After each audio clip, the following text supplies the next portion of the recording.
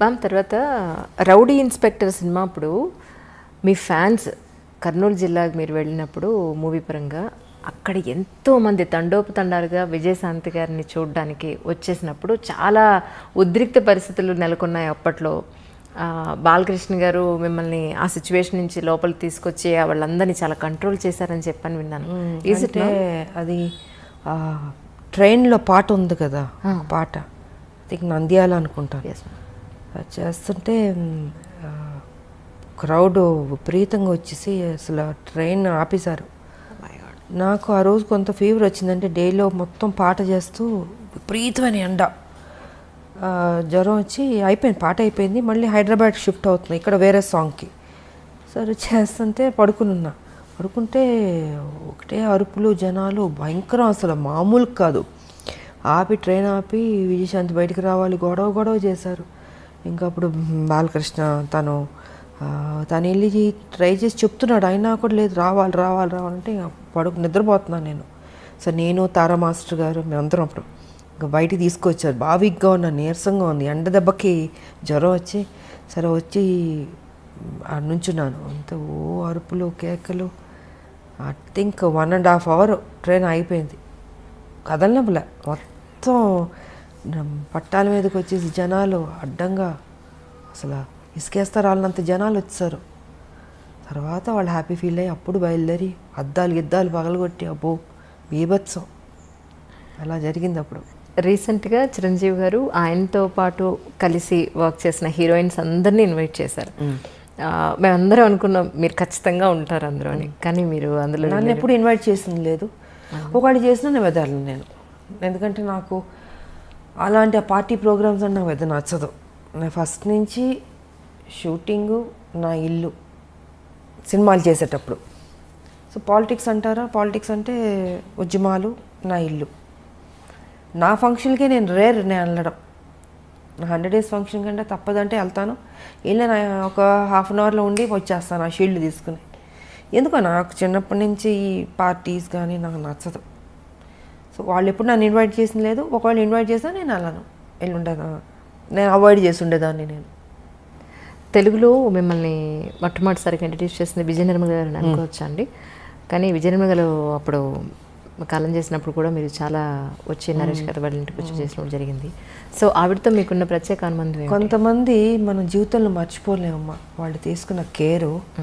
ఒక తల్లిగా ఆవిడ నన్ను చిన్నపిల్లని కృష్ణ గారి పక్కన చాలా యంగ్, ఐ థింక్ 79లోనే వచ్చాను, 80s అనుకుంటా సినిమా ఫస్ట్ తమిళ్ 80sలో. అంత చిన్నపిల్ల కృష్ణ గారు అనేవారు, విజయ మరీ చిన్నపిల్లగా ఉంది, నా పక్కన యాక్ట్ చేస్తుంది, ఎలాగ బాగుంది, నా కూతురులా ఉంది అనేవారు. మీరు ఊరుకోండి నేను చూసుకుంటాను, కానీ అంత కేర్ తీసుకునేవాడు నిజంగా. అలాగా నాకు దాని మీద నమ్మకం ఉంది, తను పెద్ద స్టార్ అవుతుందని. ఆవిడ కూడా అంత కేర్ తీసుకుందమ్మా. అందుకే ఆవిడ పోయినప్పుడు కూడా నాకు బాధ వేసింది. కొంతమంది మనం మర్చిపోలేం. ఆవిడ కానీ అంకుల్ దాసర్ గారు కానీ టి కృష్ణ గారు కానీ. నా జీవితంలో నా లైఫ్ మారింది వాళ్ళ వల్ల. ఎలా మర్చిపోతాం చెప్పండి. సో నా ఫస్ట్ ఫిల్మ్ భారతిరాజా గారు, ఇలాగా కొన్ని మర్చిపోలేం. ఇంక మిగతా డైరెక్టర్స్ అంటారు, ఎస్ అఫ్ కోర్స్ నాకు మంచి సినిమా పాత్రలు ఇచ్చారు. విశ్వనాథ్ గారు, జంధ్యాల్ గారు, మోహన్ గాంధీ గారు, కోడిరామ్ కృష్ణ గారు. సో ఇలాంటి హీరోయిన్ సబ్జెక్ట్స్ చేసిన వాళ్ళు డైరెక్టర్లు, వాళ్ళని కూడా నేను మర్చిపోలేను. ఆ గౌరవం ఎప్పుడు ఉంటుంది నాకు వాళ్ళ మీద. కానీ రాజకీయాల్లోకి వచ్చిన తర్వాత, ఎన్నాళ్ళ రాజకీయ జీవితం చూసిన తర్వాత ఇక్కడ మీరు నేర్చుకున్న లెసన్ అంటే ఏం చెప్తారు? రాజకీయం అంటే పాలిటిక్సే ఉంటుంది. పాలిటిక్సే ఉంటుంది కదమ్మా. ఆ ట్రిక్స్లో మనం వెళ్తూ ఉండాలి, ఎత్తులకు పై ఎత్తులు వేస్తూ ఉండాలి. విజయశాంతి గారితో అవుతుందా అంత రాజకీయ ట్రిక్స్? అలా 25 ఏళ్ళు అయిపోతుంది కదా. అవుతుందా అంటే మరి తెలంగాణ తీసుకురాలేదా, కొట్లాడలేదా? ఏ టైంకి ఏ రకంగా మనం ఇవ్వాలో ఆ దేవుడే నిర్ణయిస్తాడు. జీవితంలో ఒక మంచి దారిని మనం ఎన్నుకున్నాం, ఆ మంచి దారిలోనే నేను వెళ్తున్నాను, ఆ మంచి దారిలోనే నేను సక్సెస్ అయ్యాను. నేను తెలంగాణ అచీవ్ చేయడం అన్నది ఇట్స్ నాట్ అ జోక్. ఒక రాష్ట్రం, నేను ఉద్యమం టేకప్ చేసినట్టు అందరూ నన్ను వెటకారంగా మాట్లాడేవారు.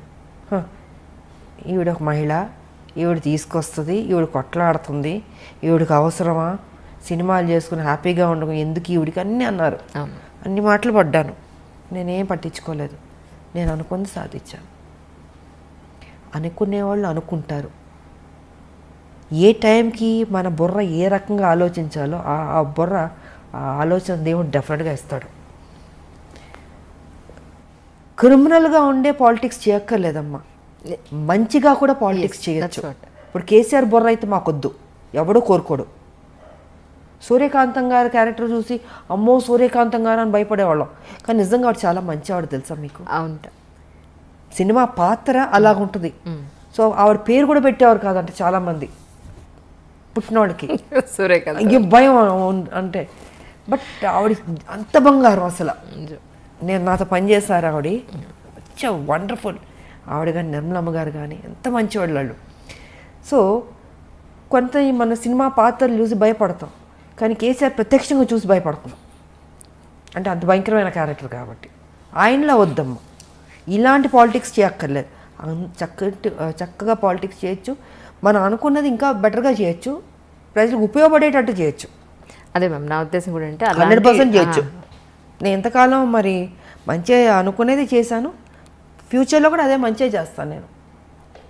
తెలంగాణకు సంబంధించి ఇన్ కేస్ కమింగ్ ఫ్యూచర్లో మీరు కూడా వన్ ఆఫ్ ది అధికార పార్టీ బీజేపీ కనుక అధికారానికి వస్తే మీ ఉద్దేశ ప్రకారం తెలంగాణకి ఏమేం చేస్తే బాగుంటుందని మీరు అనుకుంటున్నారు?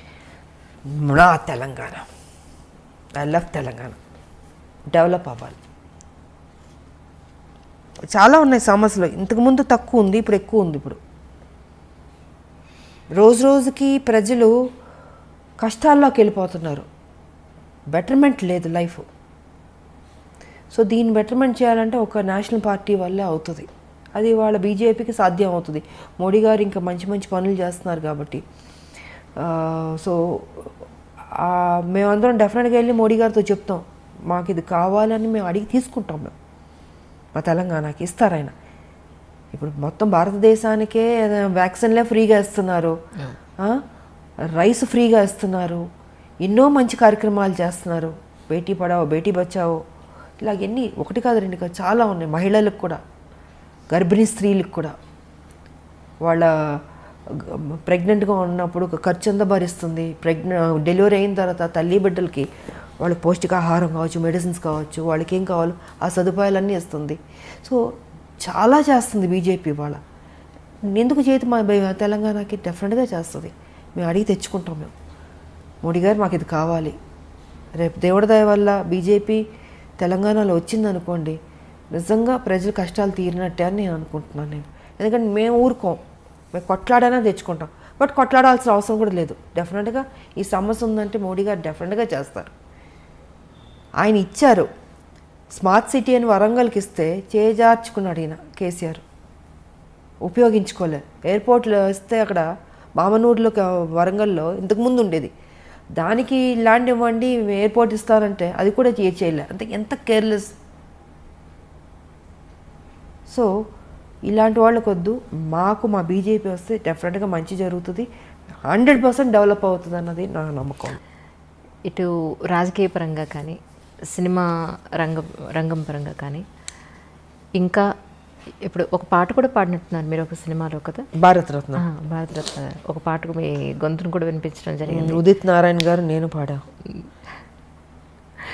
నిజంగా అసలు తర్వాత అనిపించిందా మీకు ఇంకొక పాట ఎప్పుడైనా పాడే అవకాశం దొరికితే బాగుండని ఎప్పుడైనా అనిపించింది? ఎందుకు ఆ రోజు కోటరామకృష్ణ గారు అమ్మ ఇది పాడితే బాగుంటుందని చెప్తే ఇంకా ఆలోచన నాకు ఎప్పుడు లేదు. ఇంకా ఆయన అడిగారు కాబట్టి ఆయన దగ్గరుండి తీసుకెళ్ళి పాడిచ్చారు. బాగానే పాడారు, చాలా బాగా మంచి హిట్ అయింది మ్యామ్ అది సాంగ్. బాగానే పాడినట్టు. సంగీతం నేర్చుకున్నారు మ్యామ్? చిన్నప్పుడు కొంచెం నేర్చుకున్నాను. అవునా? కొంచెం నేర్చుకున్నాను. నాకు ఇష్టం పాటలు పాడడం, నాకు ఇష్టం. ఇప్పుడు ఆ రోజు పాడాను నేను. మీకోసం మీరు ఒకరు ఉన్నప్పుడు మీ పాట మీరు ఎప్పుడైనా విన్నారా? అంటే మిమ్మల్ని మీరు రిలాక్స్ చేసుకోవడం కోసం. పాట అంటే నాకు ఇళయరాజా గారి సాంగ్స్ ఇష్టం కాబట్టి అప్పుడప్పుడు నేను వింటుంటాను. నేను అవునా, ప్రశాంతంగా మెలోడీ సాంగ్స్ అన్ని బాగుంటాయి, ఇష్టం వింటుంటాను. ఇది పాడమంటారా? ఇప్పుడు వద్దు, ఇది ఇంటర్వ్యూ సరదాగా పాడుకునే రోజులన్నీ పోయినాయి. ఇప్పుడు అంతా కొట్లాడే రోజుల దగ్గర ఉంది ఇప్పుడు. ఎందుకంటే టీఆర్ఎస్ మీద కొట్లాడాలి, ఈ రాష్ట్రంలో తెలంగాణలో బీజేపీని తీసుకురావాలి. సో మా మైండ్ అంతా వాటి మీద ఉంటుంది. యాక్ట్ చేయడం, పాటలు పాడడం, ఇవన్నీ ఆ రోజులు అయిపోయినాయి. పూర్తిగా గంభీరంలోకి దిగిపోయారు. ఇక పెద్దవాళ్ళం అవుతున్నప్పుడు ఇంకా చిన్నపిల్లలం కాదు కదా. సో బాధ్యత ఉంది, పెద్ద బాధ్యత. బీజేపీ అందరూ పనిచేయాలి బీజేపీలో. సో అండ్ తెలంగాణ ఎలా తీసుకొచ్చాం, ఎంత కష్టపడ్డాం, అందరూ ఎంత సాక్రిఫైస్ చేస్తారో. ఇవాళ తెలంగాణలో బీజేపీ తేడానికి అందరూ కష్టపడాలి. ఇది సో మా సంజయ్ గారు కానీ, నేను కానీ, ఇప్పుడు ఈటల రాజేంద్ర గారు, అరవింద్ గారు, ఇలాగ అందరూ ఉన్నారు. మ్యాక్సిమం బాగా కొట్లాడే వాళ్ళు ఉన్నాం. మేము యుద్ధం చేయడానికి సిద్ధంగా ఉన్నాం. ఇప్పుడే కేసీఆర్ గారు కూడా అన్నారు కదా, బీజేపీ మీద యుద్ధానికి రెడీ అన్నాడు కదా. సో మేము వెయిటింగ్లో ఉన్నాం. ఎప్పుడు వస్తాడా, కత్తులు కటారాలు కూడా తీసుకురాడు ఆయన. మేమే ఇద్దాం అనుకుంటున్నాం ఆయనకి. ఎందుకంటే ఆయన పాపం అంటాడు కానీ రాడు. ఆయన సంగతి నాకు బాగా తెలుసు కదా. సో వస్తారా రాలా, లేకపోతే ఆయనే గుంజుకొచ్చి వార్ ఫీల్డ్లో పెట్టి కత్తులు కటారాలు నేనే కొని ఇచ్చి చేస్తా అన్నారు కదా మా బీజేపీతో, రండి రెడీ అని చెప్దాం అనుకుంటున్నాను.